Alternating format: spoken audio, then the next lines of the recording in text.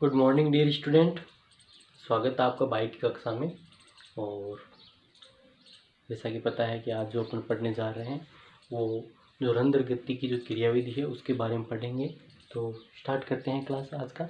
ठीक है तो बच्चों, आपको पता ही है जो अपना जो चैप्टर चल रहा है वो आपका 7 नंबर का जो चैप्टर है वो अपन पढ़ रहे हैं इसमें। और चैप्टर का नाम है वाष्पोत्सर्जन।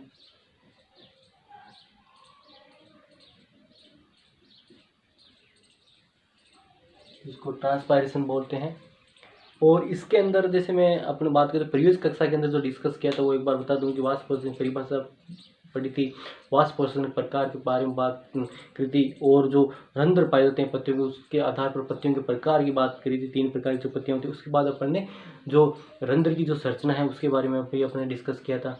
ठीक है, उसके बाद अपन बात करते हैं जो रंध्र की गति की जो क्रियाविधि है, रंध्र की गति की जो क्रियाविधि उसके सिद्धांत पढ़ रहे थे।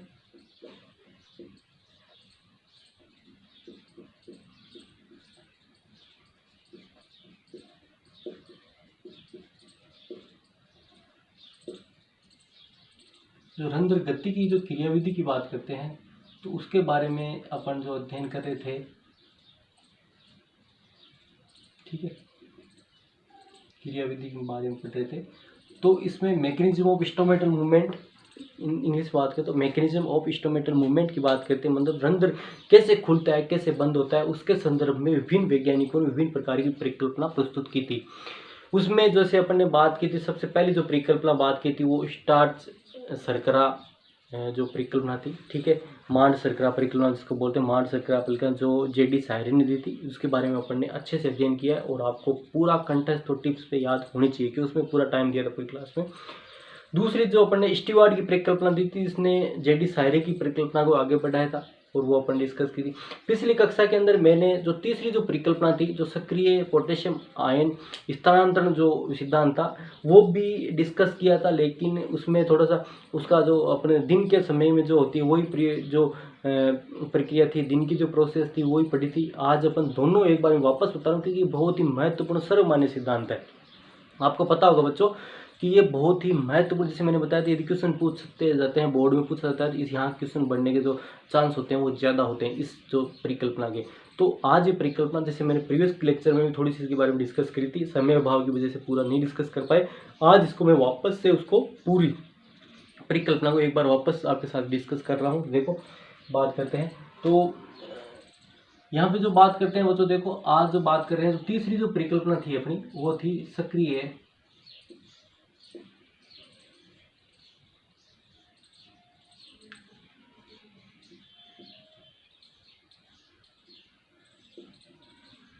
सक्रिय पोटेशियम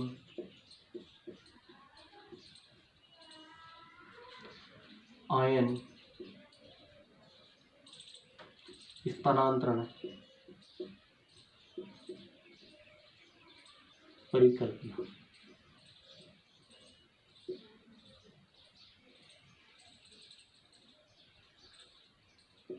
ठीक है, सक्रिय पोटेशियम आयन स्थानांतरण परिकल्पना।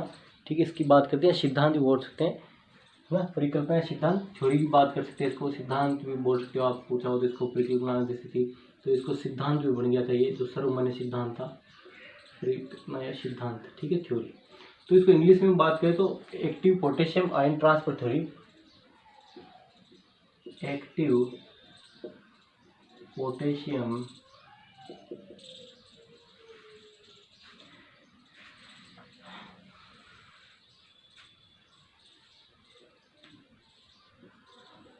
Potassium ion transport theory. ठीक है, तो इसके बारे में दो सबसे पहले अपन इसमें डिस्कस करेंगे। तो सबसे पहले ये पढ़ेंगे तो ये जो सिद्धांत था किसने दिया था। तो ये सिद्धांत जापानी जो वैज्ञानिक थे, 2 वैज्ञानिक थे जापानी वैज्ञानिक। ये सिद्धांत यह सिद्धांत जापानी वैज्ञानिक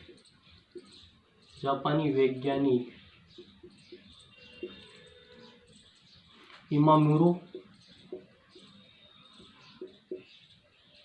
व फ्यूजिनो इमाम्यूरो व फ्यूजिनो ने दिया था। किसने दिया था? इमाम्यूरो व फ्यूजिनो ने दिया था। याद रखना, ये आपको याद रखना जरूरी है। इमाम्यूरो व फ्यूजिनो ने कब दिया था? 1859 में दिया था। कब प्रस्तुत किया था ये? सॉरी 1959 में ये दिया था। कब दिया था? 1959 में। सबसे पहले अपन बात करते हैं इमाम्यूरो व फ्यूजिनो। ये सिद्धांत इमाम्यूरो व फ्यूजिनो ने, जो जापानी वैज्ञानिक, उन्होंने दिया था। और इसका तथा लेविट इसका 1974 में इसे रूपांतरित किया। ठीक है, लेविट ने क्या किया? इसको रूपांतरित किया। बच्चों, इसको रूपांतरित मतलब मॉडिफाइड कर दिया। कब किया? 1974 में। एक ये लाइन जरूरी है, सबसे पहले लिखना जरूरी है कि ये सिद्धांत जो है ये सर्वमान्य सिद्धांत है। ये और लिखता हूँ, ये है सर्वमान्य, मतलब सभी को स्वीकार हुआ था ये सिद्धांत है। ठीक है, सर्वमान्य सिद्धांत है। ये क्या है? जो है वो सर्वाधिक जो मान्य है वो सिद्धांत है। सबसे पहले इसमें एक लाइन आपको याद रखनी है। ये किसने? दो जापानी वैज्ञानिक इमाम्यूरो फ्यूजिनो ने प्रस्तुत किया था 1959 के अंदर, 1959 के। तथा लेविट जो था, लेविट ने क्या किया था? लेविट ने इसको रूपांतरित और मॉडिफाई कर दिया था। इस सिद्धांत के अनुसार बात करें तो फिर मैं डायग्राम से समझाऊंगा बच्चों। जो थ्योरी आपकी बुक में पूरी दी गई है। ठीक है, थ्योरी जो है वो आपको बुक में दी गई। अपन एक फ्लो चार्ट के माध्यम से पढ़ेंगे ताकि आप समझने में ज़्यादा इजी रहे। ठीक है, तो फ्लो चार्ट के माध्यम पढ़ेंगे तो सबसे पहले दिन की कंडीशन में बात करूंगा। इधर दिन में क्या होता है, ठीक है, डे टाइम में क्या होता है रंध्रों के अंदर। तो देखो,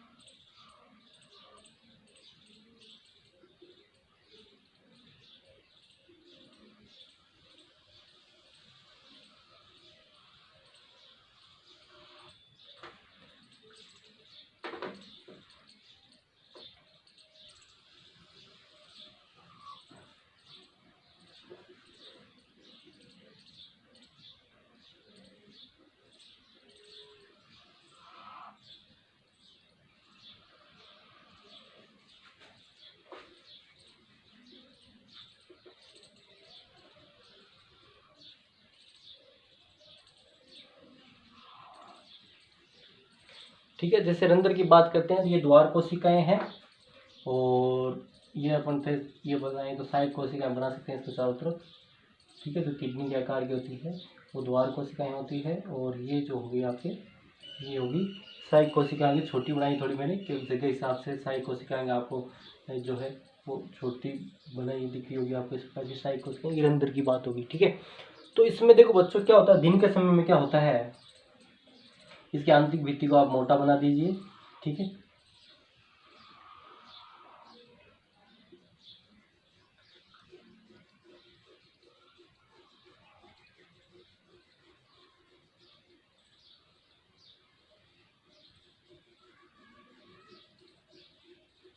ठीक है। अब देखो दिन के समय में क्या होता है बच्चों, पत्ती के अंदर क्या होता है कि आपको पता है स्टार्च होता है। तो स्टार्च जैसे बात करते हैं, स्टार्च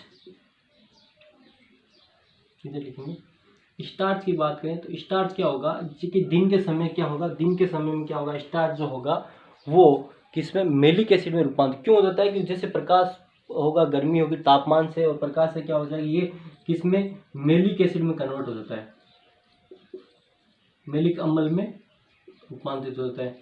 ठीक है, और इसके लिए कंडीशन है कि प्रकाश एक तो, ठीक है, दूसरा तापमान, तीसरा क्या हो जाएगा, जो CO2 उसकी कम सांद्रता। तो इसमें क्या होता है, स्टार्च किसमें, मेलिक अम्ल में रूपांतरित हो गया। अब जो ये मेलिक अम्ल होता है ये मेलेट प्लस H+ आयन में टूट जाता है आगे जाके। ठीक है, H+ आयन में टूट जाता है। तो ये H प्लस जो आयन है ये तो क्या चला जाता है, जो सहायक कोशिकाएं होती है उनमें चला जाता है, ठीक है। इससे कहाँ चला जाता है, ये जो सहायक कोशिकाएं होती है उनमें ये H प्लस आयन चला जाता है। और H प्लस आता है तो इसके बदले में क्या जाता है अंदर, इसके बदले में पोटेशियम आयन जो होता है वो क्या होता है, पोटेशियम जो आयन होता है, ठीक है, पोटेशियम जो आयन होता है वो क्या हो जाता है, वो अंदर आ जाता है, पोटेशियम आयन अंदर आ गया। और ये क्या जो मेलेट है उससे क्रिया करता है और क्या बनता है, पोटेशियम मेलेट बन जाता है। क्या बनेगा, पोटेशियम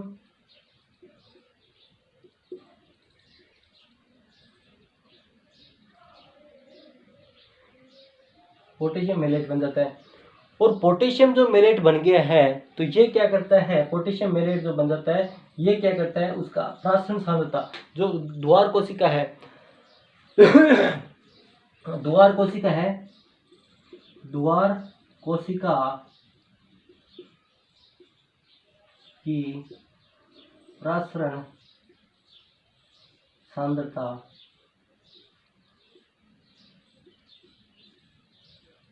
बढ़ जाती है, ठीक है। द्वार कोशिका क्या होगी, प्राशन सांद्रता बढ़ गई, ठीक है। और प्राशन सांद्रता बढ़ जाती है तो बच्चों क्या होगा, ये मतलब ये रंध्र के अंदर ही होती है, द्वार कोशिका के अंदर ये क्रिया होती है, इसलिए मैं द्वार कोशिका बना के इसके अंदर ये फ्लो चार्ट बता रहा हूँ, ठीक है। तो आप समझ रहे ये क्रिया इसी के अंदर होती है, द्वार कोशिका के अंदर होती है। अब क्या हो जाएगा कि इससे क्या होगा, इससे क्या होगा, अंतःप्राशन होगा। अंतःप्राशन में क्या होगा, जो H2 होगा वो कहाँ प्रवेश करेगा अंदर, H2 होगा वो साई कोशिका से क्या हो जाएगा, तो कोशिका होगी द्वार कोशिका उनमें प्रवेश करेगा, H2O जल जो होगा, ठीक है, जल जो होगा वो क्या साई कोशिकाओं से इसमें प्रवेश करेगा। इससे क्या हो जाएगी, कोशिका क्या होगी, अंतःप्राशन क्रिया होगी तो कोशिका क्या हो जाएगी, स्फीत हो जाएगी, फूल जाएगी, प्रगिट हो जाएगी।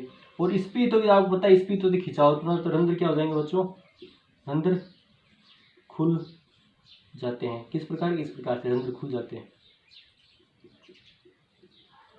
ये होगी दिन की प्रक्रिया, ठीक है। ये कहाँ पे होती है, इस द्वार कोशिका के अंदर सारी क्रिया होती है, ठीक है। इसलिए मैं द्वार कोशिका बना के ये फ्लो चार्ट इसके अंदर दिखाया मैंने आपको, अलग फ्लो चार्ट बुक में अंदर आपकी इसका तो दिया हुआ है, ठीक है। तो ये आपको समझने के हिसाब से बहुत इंपॉर्टेंट है। देखो स्टार्च क्या होता है, जैसे तापमान दिन के अंदर बढ़ता है, प्रकाश की तीव्रता ज़्यादा होती है और जो कार्बन डाइऑक्साइड की जो मात्रा होती है वो कम हो जाती है और पीएच बढ़ जाती है। इस सारे के कारण क्या होता है, ये सारे मेलिक अम्ल में रूपांतरित होता है। Malic malate plus H plus ion में टूटता है। H प्लस आयन जो होता है इस द्वार कोशिका से जो सहायक कोशिकाएं होती है, जो सात वाली कोशिका उनमें चला जाता है और वहाँ से क्या होता है, पोटेशियम आयन अंदर आ जाता है इसके बदले में, ठीक है। पोटेशियम आयन से मेलेट से क्रिया पोटेशियम मेलेट बनाता है। पोटेशियम मेलेट जो होता है उसके कारण क्या होती है, द्वार कोशिकाओं की जो सांद्रता, प्राशनीय जो सांद्रता है, प्राशन सांद्रता है वो बढ़ जाती है। बढ़ जाती है इससे क्या हो जाएगा, अंतःप्राशन क्रिया होगी। अंतःप्राशन क्रिया जल अंदर प्रवेश करेगा, अंदर प्रवेश करेगा जो कोशिका हो जाएगी वो क्या हो जाएगी बच्चों, स्फीत हो जाएगी, फूल जाएगी। और फूली हुई कोशिका क्या होते हैं, फूलता है तब क्या होता है, दबाव उत्पन्न से क्या रंध्र क्या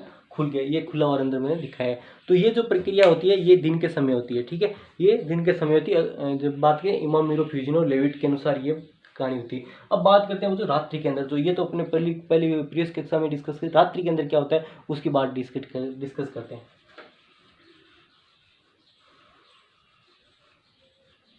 बहुत इंपॉर्टेंट सिद्धांत है, इसलिए चलो अच्छा अवसर मिला अपन को कि मैं आपके साथ 2 बार डिस्कस कर पाया, है ना। तो अब अपन रात्रि में भी वैसे रंध्र बना के बात करते हैं कि रात्रि के अंदर क्या होता है, रंध्र बंद हो जाते हैं, तो बंद कैसे होते हैं। ये सर्वमान्य सिद्धांत है और इसमें कई बार नीट के अंदर भी पूछा गया कि रंध्र खोलने बंद होने में कौन से आयन का महत्व होता है, तो पोटेशियम आयन का महत्व होता है, तो ना पोटेशियम यहाँ क्रिया कर रहा है, ठीक है। इसमें तो ये बात होगी इसमें।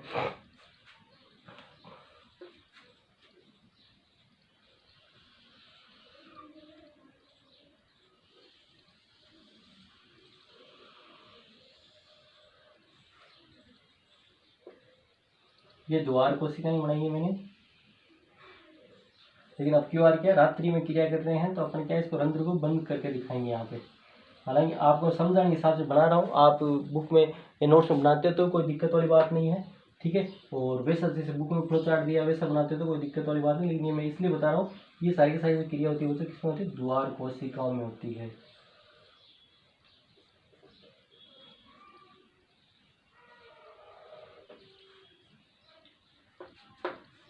बीच वाली भित्ति को थोड़ा मोटा कर देते हैं कि दोनों की जो आंतरिक जो भित्तियाँ होती है मोटी होती है, आपको पता ही है। तो इसलिए यहाँ से पट सा बन जाएगा जब रंध्र बंद होगा तो।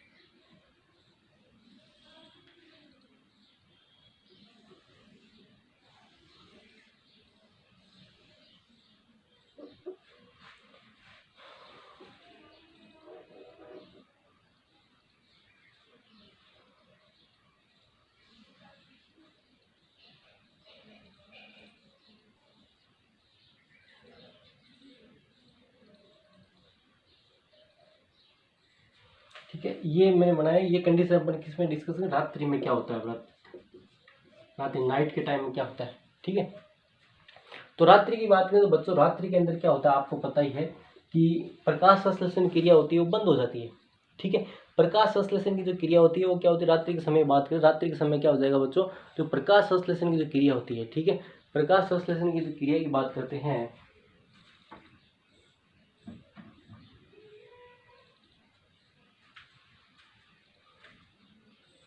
रात्रि में क्या हो जाएगा, तो प्रकाश संश्लेषण की जो क्रिया की बात करते हैं, तो प्रकाश संश्लेषण की जो क्रिया होगी वो क्या हो जाएगी, रात्रि के अंदर क्या हो जाएगी बच्चों। यहाँ थोड़ी लाइट पड़ रही है ना।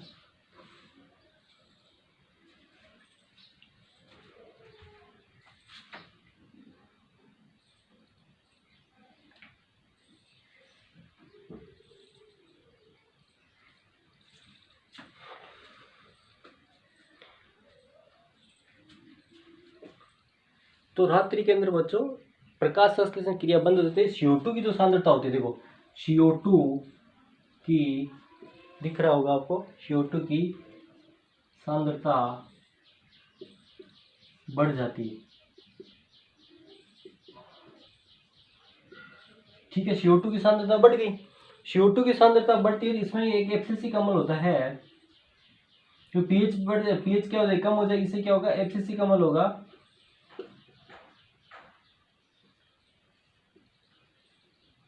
सक्रिय हो जाता है। और ये सक्रिय हो जाता है तो क्या होता है कि जो वापस जो बात करते हैं कि मेलिक अम्ल जो होता है,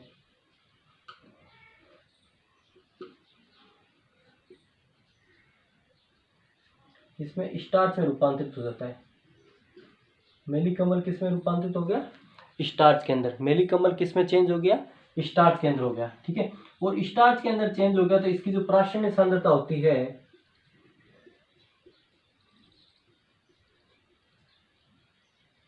सांद्रता किसकी, द्वार कोशिका की,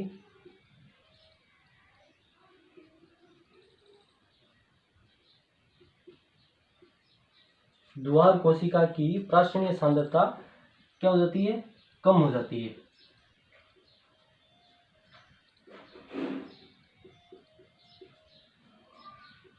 ठीक है, द्वार कोशिका की प्राशन्य सांद्रता होती है वो क्या हो जाएगी, कम हो जाएगी। कम हो जाएगी तो क्या होगा बच्चों, देखो कम हो जाएगी तो क्या होगा, उसकी प्राशन सांद्रता कम हो जाएगी, प्राशन दाब कम हो जाएगा अंदर। ठीक है, तो क्या हो जाएगा, बही प्राशन होगा।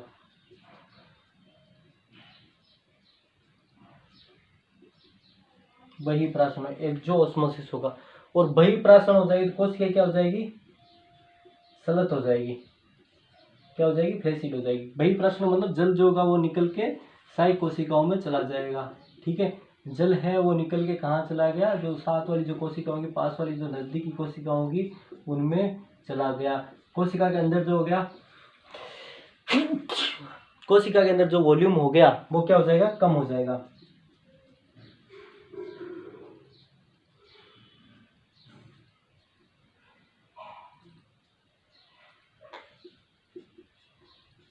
कोशिका के अंदर क्या हो जाएगा, जो दाब होगा वो कम हो जाएगा। कम हो जाएगा तो कोशिका सलत होगी, सलत होती है तो कोशिका क्या हो जाएगी, रंध्र क्या हो जाएंगे, रंध्र बंद हो जाते हैं। देखो ये रंध्र बंद हो गया, तो रंध्र बंद हो गए। तो अपन बात करें कि जो क्रिया है, ठीक है, देखो क्रिया है ना, जो इस प्रकार से होगी। रात्रि के अंदर बात करें तो रात्रि के अंदर क्या हो जाएगा, CO2 की जो सांद्रता है, ठीक है, बढ़ जाती है। CO2 की सांद्रता क्यों बढ़ती है कि रात के समय प्रकाश संश्लेषण की जो क्रिया होती है वो नहीं होती है। ध्यान देना, ये मैंने इसलिए डायग्राम इसके रंध्र का इसलिए बनाया कि सारी की सारी क्रिया कैसे होती है इन कोशिकाओं में, ठीक है। हालांकि बुक में फ्लो चार्ट दिया हुआ है, वो फ्लो चार्ट भी ठीक है, कोई दिक्कत वाली बात नहीं है। तो इसमें देखो कि CO2 की सांद्रता बढ़ जाती है, इससे क्या FCC कमल जो होता है सक्रिय होता है। FCC कमल सक्रिय होता है तो क्या होता है कि जो मेलिक कमल होता है स्टार्च में रूपांतरित होता है। स्टार्च जो होता है उसकी घुलनशीलता बहुत ही कम होती है। स्टार्च जो होता है उसकी क्या होती है बच्चों, घुलनशीलता की बात करें, स्टार्च की घुलनशीलता बहुत ही कम होती है, ठीक है। स्टार्च की घुलनशीलता कम होती है तो क्या हो जाएगा, स्टार्च की घुलनशीलता कम हो जाएगी तो उसके द्वार कोशिका जो प्राशनिक जो सांद्रता थी, ठीक है, वो कम हो जाएगी। प्राशनिक सांद्रता कम होगी तो इससे पानी निकल के कहाँ, दूसरी कोशिका में चला जाएगा, साथ वाली कोशिका में। इससे कोशिका के अंदर जो दबाव होगा, जो आयतन होगा, जल का स्तर होगा वो कम हो जाएगा, ठीक है। जल का स्तर होगा वो कम हो जाएगा, और कम होगा तो क्या हो जाएगी, कोशिका स्लत हो जाएगी, फ्लैसिड हो जाएगी, ठीक है। तो फ्लैसिड मतलब पिचक जाएगी, और पिचक जाएगी तो क्या हो जाएगा, जो रंध्र होंगे वो बंद हो जाएंगे, ठीक है। जो रंध्र होंगे बच्चों किस प्रकार से बात करें, जो रंध्र होंगे वो बंद हो जाएंगे। तो इस प्रकार से ये जो हमने बात करी मैकेनिज्म थी।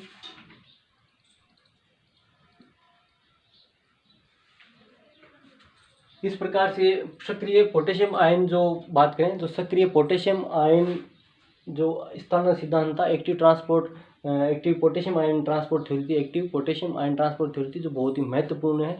मैंने ये बहुत ही अच्छे से डिस्कस की, एक बार वापस सुन लो पूरी की पूरी थ्योरी को, एक बार पूरी थ्योरी सुन लो, बहुत इंपॉर्टेंट है एग्जाम की दृष्टि से।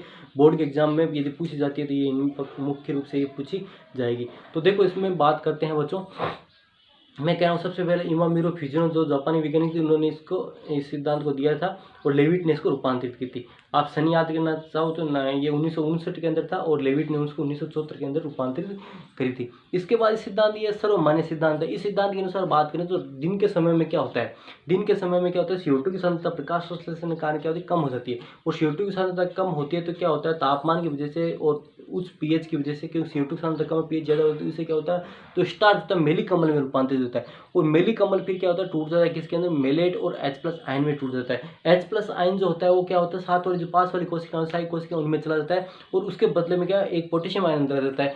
मेलेट किससे, पोटेशियम आयन से क्रिया करके पोटेशियम मेलेट बनाता है। पोटेशियम मेलेट बन गया, और पोटेशियम मेलेट, ठीक है, कि क्या होती है, प्राशनिक सांद्रता बढ़ाता है। पोटेशियम मेलेट क्या होता है, अंदर की जो द्वार कोशिका प्राशनिक सांद्रता बढ़ा देता है, ठीक है। प्राशनिक सांद्रता क्या हो जाएगी उसकी बता रहा हूँ, जो रात्रि जो दिन के अंदर जो प्रोसेस, प्राशनिक सांद्रता बढ़ जाती है। प्राशनिक सांद्रता बढ़ जाती है तो क्या हो जाएगा कि अंतःप्राशन हो, क्योंकि अंदर सांद्रता ज़्यादा है, बाहर की स्वायत्त कोशिका में सांद्रता कम है, तो हमेशा ही सांद्रता के नियम के अनुसार जल क्या होता है, अपनी अधिक सांद्रता से कम सांद्रता की तरफ आता है ना। कम सांद्र विलय से अधिक सांद्र विलयन की तरफ आता है जल। तो क्या जल क्या हो जाए, साई कोशिकाओं से अंतःप्राशन क्रिया के द्वारा द्वार कोशिका में प्रवेश करेगा, द्वार कोशिका फूलेगी, उसको क्या बोलेगी, स्पीत होगी, स्पीत होगी तो क्या हो जाएंगे, अंदर जो होते हैं खुल जाते हैं। ये तो पता है दिन की बात में। रात्रि के समय वो तो इसके विपरीत होगा, रात्रि के समय क्या हो जाएगा, प्रकाश संश्लेषण क्रिया नहीं होगी, CO2 की सांद्रता बढ़ जाएगी, pH हो जाएगी कम हो जाएगी, ठीक है, pH कम हो जाएगी, और साथ ही क्या हो जाएगी, जो तापमान है वो भी क्या होता है, कम होता है। इससे क्या होता है, जो बात करते हैं तो FCC का मतलब सक्रिय होता है। इससे क्या, मेलिक अम्ल जो होता है, मेलिक अम्ल जो होता है वो स्टार्च में रूपांतरित होगा, तो द्वार कोशिका प्राशनिक सांद्रता कम हो गई, प्राशनिक सांद्रता कम हो गई तो बहिःप्राशन क्रिया होगी। बहिःप्राशन क्रिया से क्या हो जाएगा, जल जो होगा द्वार कोशिका से बाहर जाएगा, कोशिकाओं में जल का आयतन कम हो जाएगा, और कोशिका क्या हो जाएगी, स्फीत हो जाएगी। स्फीत होगी तो क्या हो जाएगा, सॉरी स्लत हो जाएगी, द्वार कोशिका क्या स्लत हो जाएगी, स्लत हो जाएगी तो क्या हो जाएगी, चिपक जाएगी, रंध्र क्या हो जाएंगे, बंद हो जाएंगे। तो बच्चों ये तो क्रिया थी, बहुत ही इंपॉर्टेंट सिद्धांत, इसलिए मैंने आपको बार बार बता रहा हूँ, ठीक है। सक्रिय पोटेशियम आयन जो स्थानांतरण सिद्धांत है, active potassium ion transport theory है, बहुत ही महत्वपूर्ण, इसलिए मैंने बार बार आपके साथ डिस्कस किया। आज की कक्षा में इतना बहुत है, आगे कक्षा के अंदर अपन जो कारक होंगे, जो फैक्टर, उनके बारे में डिस्कस करेंगे।